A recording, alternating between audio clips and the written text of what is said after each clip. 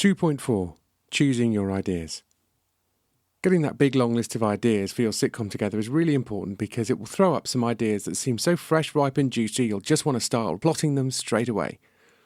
This will be easier to do because you'll be excited about it rather than flogging an idea about a surprise birthday party because, frankly, that's been done and who cares. Some ideas on this list will leap out at you, maybe 10, ideally more. Pick 20 or 30 ideas and turn them into more than one line. A few lines, a few options or ways to go with that story. It may be that a story you've thought of for one character as a main plot would be much funnier as a subplot for another character. Let me show you based on something that happened to me in real life. Jeff is woken in the middle of the night by a car alarm, looks out the window and can't see a car flashing, goes outside and discovers the noise is coming from a neighbour's bin, goes through bin and finds discarded smoke detector, can't turn it off without a screwdriver, caught by neighbours going through bins, ? Doubly embarrassing because of some argument they've had before or a chance remark, ? Mistaken for gutter press journalist? Does he actually see something embarrassing in the rubbish? That's it. You don't need to write much more than that at this stage, but keep going if the ideas are flowing. Do that with as many of the ideas as you can, for as long as you can bear, then stop, take a break, come back to it later in the day, or the next day, and ideally again after that. Keep going. Yes, it's hard, but keep going.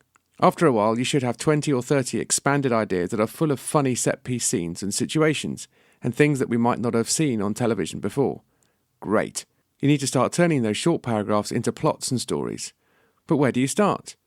When you're picking stories off your list of story ideas, here are a few do's and don'ts, partly based on good practice, bitter experience, and personal preference.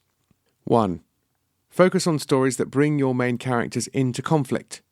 This is where the com lies in sitcom. Let's say Jeff needs the plumbing fixed. He's going to do it himself because he's too proud or mean to get a man in. You need to decide whether it's pride or parsimony, but not both. Ideally, he says it's about the money, but actually it's about male pride, or vice versa. Sally, his other half or flatmate, wants to get a man in because she knows he'll do a better job and she likes things done properly. Maybe we discover she just knows a hot plumber she'd like to get wet and look at for a while.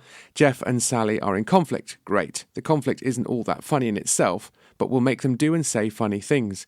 You need stories which will give you conflict and rouse. 2. Focus on stories that don't rely on outside characters. If you have lots of stories early on with outside characters, it shows you have little confidence in your regular characters. And if your regular characters are not producing enough comedy situations and stories between them, your show isn't set up right. Start again, or go back to your mix of characters. Ideally, in that banal plumbing episode idea, the plumber never actually arrives, or maybe we get a picture of him when Jeff realises what's going on, that Sally wants this hot guy to come round and suspects that Sally has sabotaged the plumbing to bring this about. Does he retaliate? Is he wrong? Does this cause a row or reopen old wounds? Keep it with the regulars. Even sister, brother, mother comes to stay is dubious, especially in the first series in my opinion. Focus on the central characters. You have a big long list of ideas. Choose a different one. Lots of rookie pilot scripts contain characters we never see again. Even in the first scene. Do not do this, or at least if you do this, know why you're doing it. 3. Avoid stories that cause our characters to act out of character for some plotty reason. Maybe a very angry character is hypnotised and becomes eerily serene. Blah, but you get the idea. I tend to dislike magic stories like that anyway, which is why I can't stand Midsummer Night's Dream with its tedious love potions, although having said all this, there's some hypnosis in Office Space, a movie that I love. The audience don't know your characters well enough in the first series. Character reversals are only funny when you've really got to know them. A peaceful Basil Fawlty might be funny in Series 3, but even then, I'd say, not very. 4. Avoid stories around birthdays. A couple of reasons for this. Firstly, birthday stories mean that you have to be precise about your characters' ages, which is usually best kept vague for a whole bunch of reasons. Someone might do the maths and discover your female lead must have had a child at 14 or something. But secondly, come on, birthdays, really? And surprise birthdays and everyone's forgotten storylines should be banned by the Writers Guild. Special occasions and formal things are fine, but why can't it be something else, or a festival or holy day that really means something to your character? For me, one of the sacred days of the year is the first day of the first home test match of the summer. It goes back to childhood when I didn't have anything else to do, and it triggers a whole load of thoughts and emotions. What are your characters' sacred days? Make it as specific as you can so that it applies only to this character.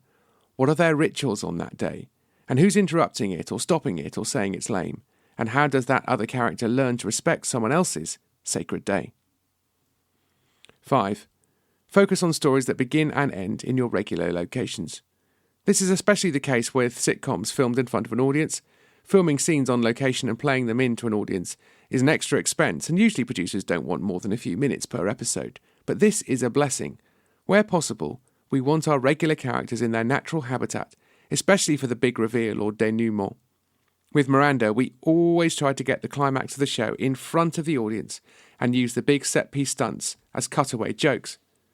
Avoid your characters going out for dinner unless you set most of the episode there, as they did in Seinfeld when they had to wait for a table at a Chinese restaurant. Ideally, have your characters cook or admit defeat and get a takeaway. Avoid your characters playing golf. Have your characters spend ages cleaning, fixing, obsessing over their golf clubs. 6. Avoid stories that rely on an artistic endeavour. This includes art, music, or any kind of public performance like giving a speech. These often sound promising and exciting, but they're actually extremely hard to make work. The reason is that the climax of the story feels like it should be that performance, or the unveiling of that piece of art. And then how do you control how the audience at home will feel about that art? That's very hard to control. What is a good painting? What is a good performance? Is it good? Bad? So bad it's good? Mediocre? It's not clear or crisp. I'll be explaining how to do this by the patented James Carey clear toss method shortly. There are ways around this, but they are very hard work. Leave it for Series 5, by which time you'll have a team of writers and you can make them think of something else.